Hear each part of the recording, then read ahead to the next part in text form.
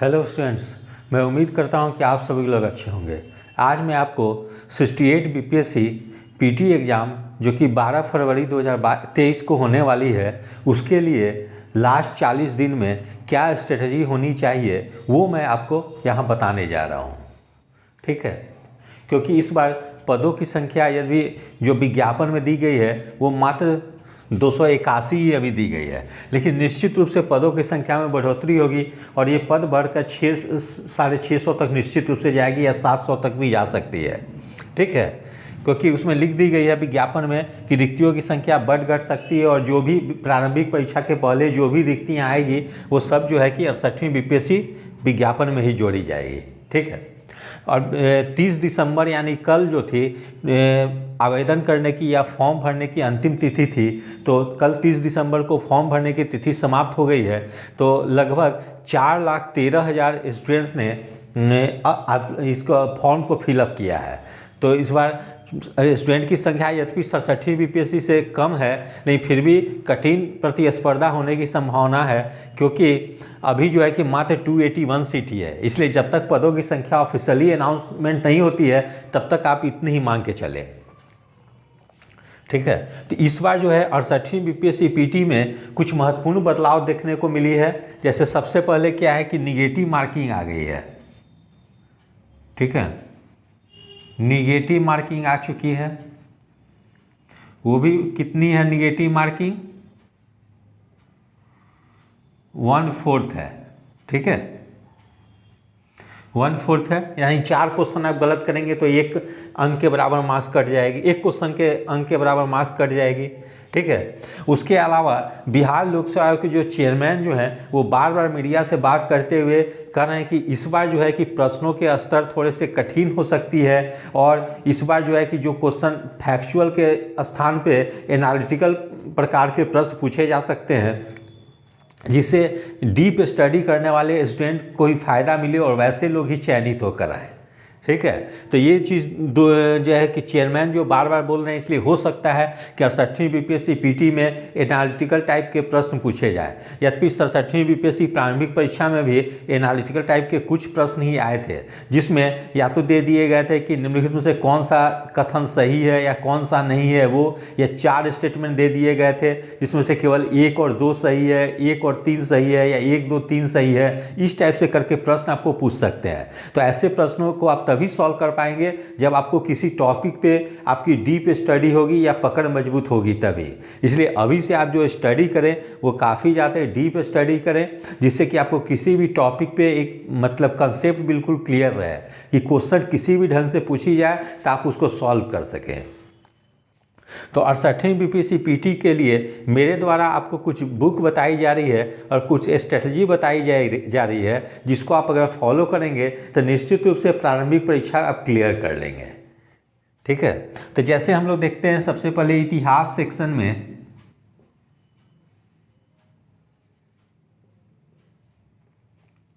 और एक चीज़ बता दो कि इसमें प्रमुख बुक में सबसे पहले आप क्या करेंगे, लुसेंट जी के जरूर से पढ़ लेंगे।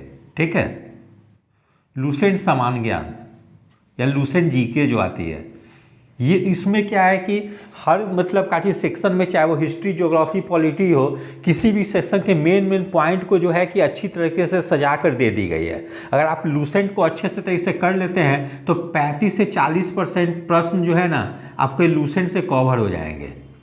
ठीक है, जो भी फैक्चुअल प्रश्न कोई भी एग्जाम हो, अगर आप लुसेंट जीके को अच्छे तरीके से पढ़ लेते हैं हर सेक्शन को, चाहे वो हिस्ट्री हो, ज्योग्राफी हो, पॉलिटी, साइंस हो, तो 35 से 40% प्रश्न जो है कि इससे आप कवर कर लेंगे। तो इससे क्या होंगे, जो बेसिक प्रश्न जो होंगे वो आपका लुसेंट जीके से कवर हो जाएंगे। अब उसके बाद जो है कि इससे जो टफ लेवल के जो सवाल आते हैं उसके लिए क्या पढ़नी होगी। तो जैसे हिस्ट्री में हम लोग देख लेते हैं, किरण कंपटीशन टाइम्स आती है,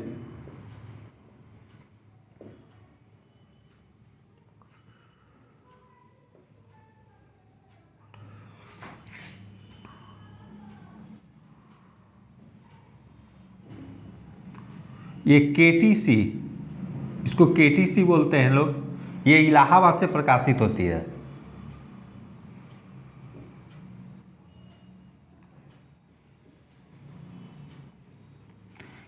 इस किताब की खासियत क्या है कि इसमें काफ़ी ज़्यादा फैक्ट दिए हुए हैं। ठीक है, आप अगर इसको और किसी भी चीज़ के बारे में काफ़ी डीप एनालाइज करके उसको लिखी गई है। यदि आप इस पुस्तक को पढ़ लेते हैं तो प्रश्न कहीं से भी पूछे जाएंगे तो आप उसको सॉल्व कर लेंगे। ठीक है, इसलिए केटीसी इसको जरूर से देख लेंगे इतिहास के लिए। उसके बाद घटना चक्र पूर्वावलोकन देख लेंगे।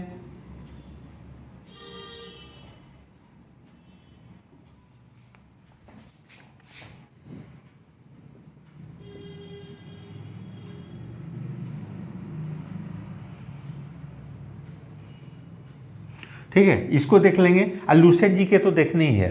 तो ये 2 बुक आप अगर कवर कर लेते हैं तो मैक्सिमम क्वेश्चन आपके कवर हो जाएंगे। अब राज व्यवस्था में हम लोग देखते हैं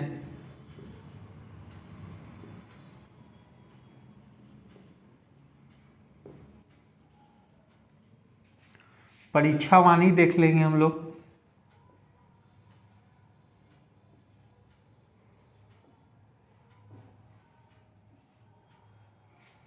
परीक्षावाणी,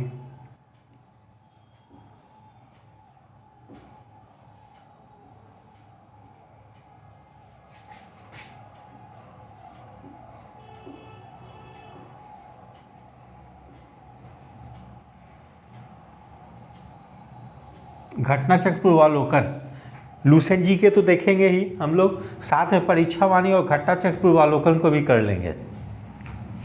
अर्थव्यवस्था में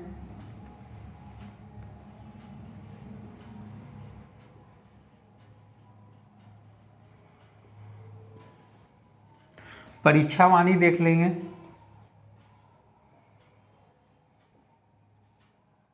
या परीक्षावाणी नहीं भी देखेंगे तो काम चल जाएंगे। लूसेंट देख लेंगे, लूसेंट जीके से अर्थव्यवस्था कर लेंगे हम लोग। और प्रतियोगिता दर्पण का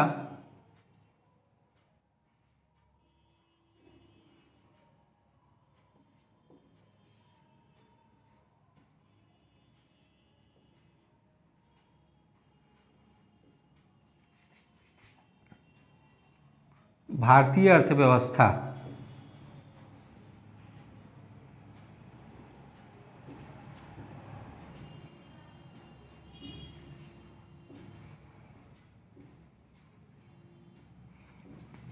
प्रतियोगिता दर्पण का भारतीय अर्थव्यवस्था देख लेंगे। केंद्र का बजट,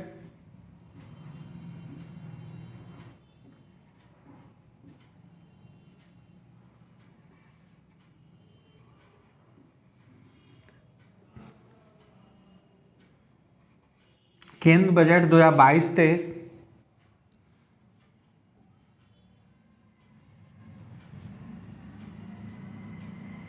आर्थिक सर्वेक्षण, केंद्र आर्थिक सर्वेक्षण,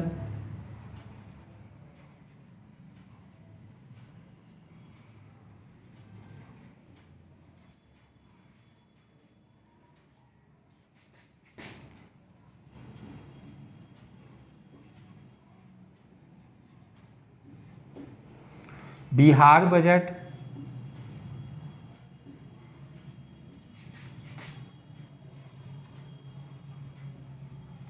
बिहार बजट और आर्थिक सर्वेक्षण, बिहार आर्थिक सर्वेक्षण।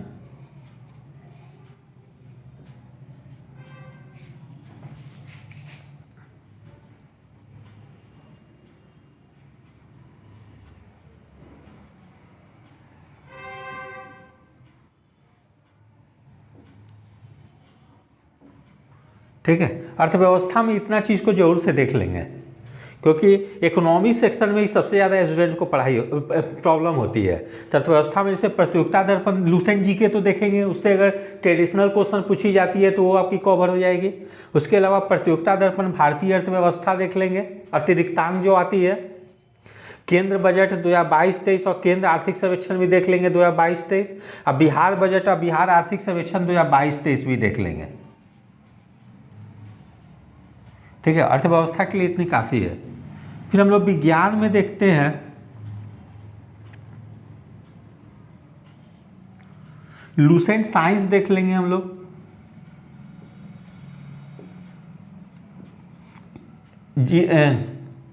लूसेंट जीके में जो साइंस है उसको तो देखेंगे ही, साथ में हम लोग एक अलग पुस्तक आती है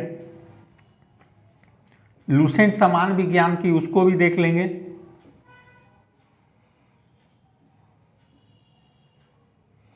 और घटना चक्र पूर्वावलोकन देख लेंगे।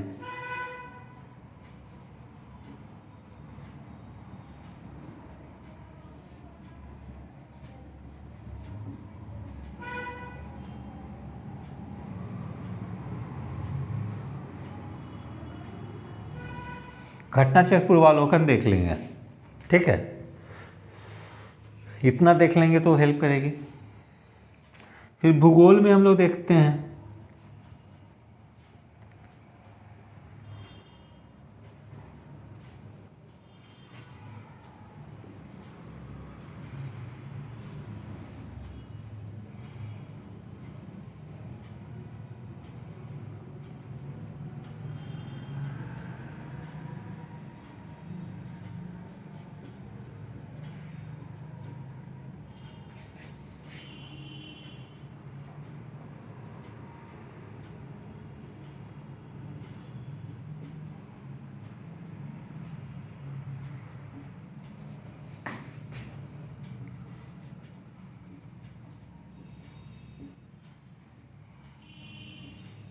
भूगोल में हम लोग देख लेंगे। भूगोल एक समग्र अध्ययन महेश वर्माल की आती है, जो एनसीईआरटी आधारित है, वो नहीं देखेंगे। इसमें क्या है कि भारत का भूगोल और विश्व का भूगोल एक ही में आती है, उस पुस्तक को अध्ययन करेंगे हम लोग। साथ में घटना चक्र का पूर्वावलोकन देख लेंगे।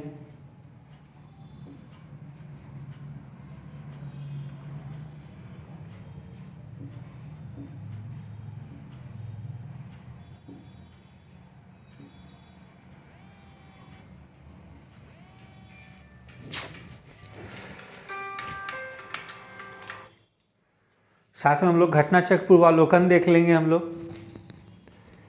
अच्छा, फिर हम लोग देख लेंगे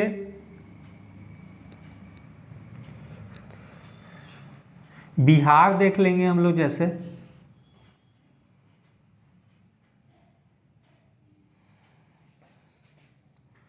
बिहार एक परिचय इम्तियाज अहमद।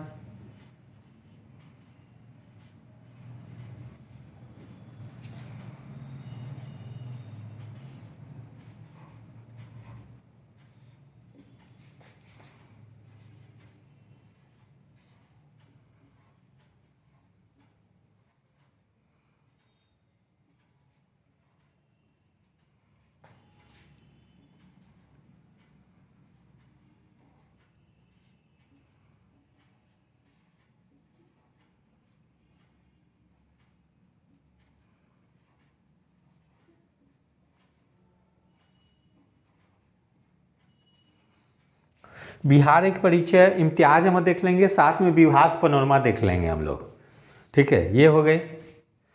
फिर हम लोग देखते हैं करेंट देख लेते हैं हम लोग।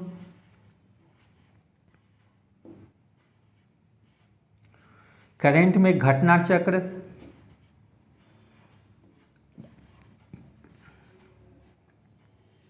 एजुटेरिया,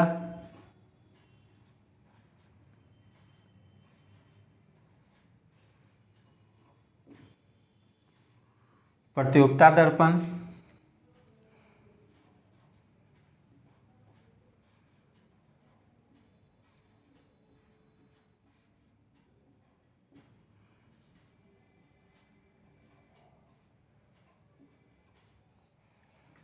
स्पीडी,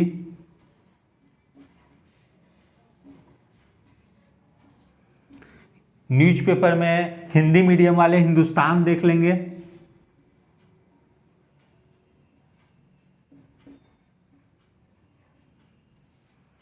हिंदुस्तान देख लेंगे और इंग्लिश मीडियम वाले द हिंदू देख लेंगे।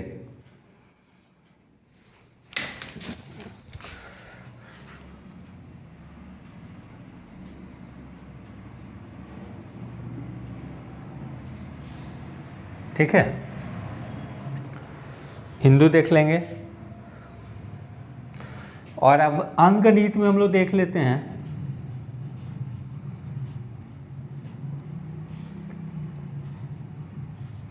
आर.एस. अग्रवाल का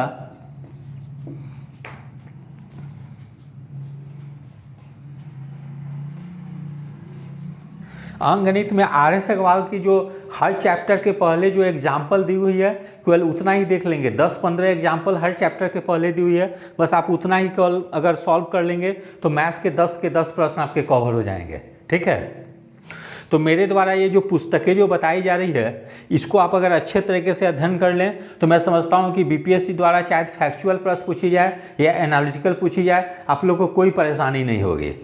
ठीक है, क्योंकि इस बार कंपटीशन जो है कि थोड़ी सी टफ हो जाएगी, इस कारण से कि एक जो है कि निगेटिव मार्किंग आ चुकी है, जिसके चलते क्या होगा कि पहले स्टूडेंट लोग थे कि 150 प्रश्न को ही अटेम्प्ट करते थे।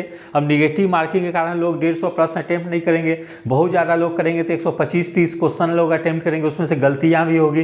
तो इस प्रकार से आप इस बार टारगेट रखें कि 100 से 105 प्रश्न मुझे के बीच में 105 प्रश्न मतलब सही करने हैं। अगर आप इतने क्वेश्चन अगर आप करेक्ट कर देते हैं तो मैं समझता हूं कि पीटी आपका नहीं रुकेगी किसी भी कैटेगरी में।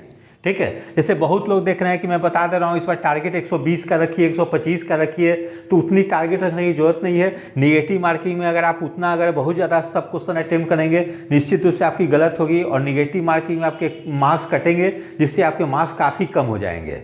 ठीक है, इसीलिए बहुत ज़्यादा अटेम्प्ट नहीं करेंगे आप क्वेश्चन, आप टारगेट लेके चलिए कि इस बार कोई भी आप प्रैक्टिस पेपर सॉल्व करें तो उसमें से 125 क्वेश्चन तक ही अटेम्प्ट करने की कोशिश करें, 125 से 130 क्वेश्चन, और उसी में कोशिश करें कि 105 से 110 के बीच में स्कोर आ जाए। अगर आप 105 क्वेश्चन भी अगर आप सही कर देते हैं निगेटिव काट के, चाहे आप 115 ही क्वेश्चन अटेम्प्ट क्यों ना करें, अगर आपकी 105 क्वेश्चन सही हो जा रही है तो मैं समझता हूँ कि बिल्कुल रूप से आप एकदम सेफ जगह पे हैं। ठीक है, इसलिए ऐसा नहीं सोचे कि एक बार 120 क्वेश्चन सही करनी है वो करनी है, क्योंकि निगेटिव मार्किंग में उतनी स्कोर नहीं जा पाती है। तो और एक चीज़ मैं और बताने जा रहा था कि अब प्रैक्टिस पेपर कौन सा सॉल्व करें। ठीक है, तो प्रैक्टिस पेपर आप देख लेंगे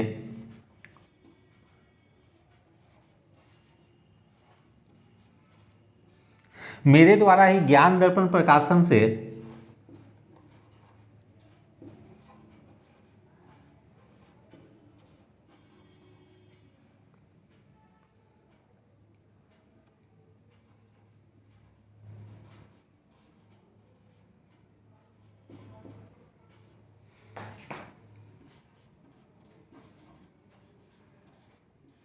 मेरे द्वारा ही प्रैक्टिस पेपर ज्ञान दर्पण प्रकाशन से ज्ञान दर्पण की प्रैक्टिस पेपर निकाली जाती है।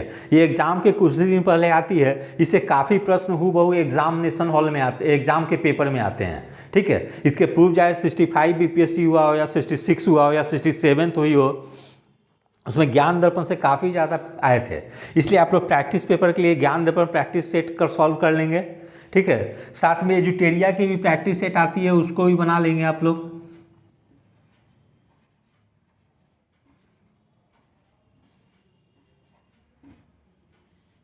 ठीक है, तो उसको भी बना लेंगे।